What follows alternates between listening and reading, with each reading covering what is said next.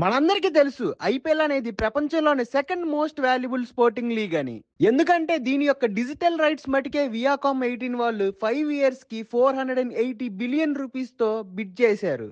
ఇంతకీ 1 బిలియన్ అంటే ఎంత తెలుసా? 1 బిలియన్ అంటే 100 crores. సో ఈ 480 బిలియన్ రూపీస్ అంటే అక్షరాల 48,000 crores. సో బీసీసీఐకి డిజిటల్ రైట్స్ రూపంలోనే ఎంత అమౌంట్ వస్తుంటే ఇంకా title sponsorships and associate sponsorships రూపంలో ఇంకా ఎక్కువే వస్తాయి. సో బీసీసీఐకి ఒక ఐపీఎల్ సీజన్ వల్ల ఇంత అమౌంట్ వస్తుంటే దాంట్లో ఇండియన్ గవర్నమెంట్ కి ట్యాక్స్ గా ఎంత పే చేస్తుందో మీకు తెలుసా? తెలిస్తే షాక్ అవుతారు. అవునండి, బీసీసీఐ అనేది ఇండియన్ గవర్నమెంట్ కి పే చేసే ట్యాక్స్ అక్షరాల 0 రూపీస్.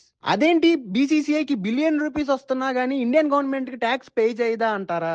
అవును, బీసీసీఐ అనేది గవర్నమెంట్ కంట్రోల్లో ఉండదు. అది ఓన్ గా పెట్టుకున్న రూల్స్ తోనే పనిచేస్తుంది. సో దానికి వచ్చే అమౌంట్ నుంచి ఇండియన్ గవర్నమెంట్ కి అసలు ట్యాక్సే పే చేయదు. మీకు ఈ ఇన్ఫర్మేషన్ నచ్చినట్లయితే ఈ వీడియోని లైక్ చేయండి, కామెంట్ చేయండి, షేర్ చేయండి. మరీ ముఖ్యంగా సబ్స్క్రైబ్ చేసుకోండి.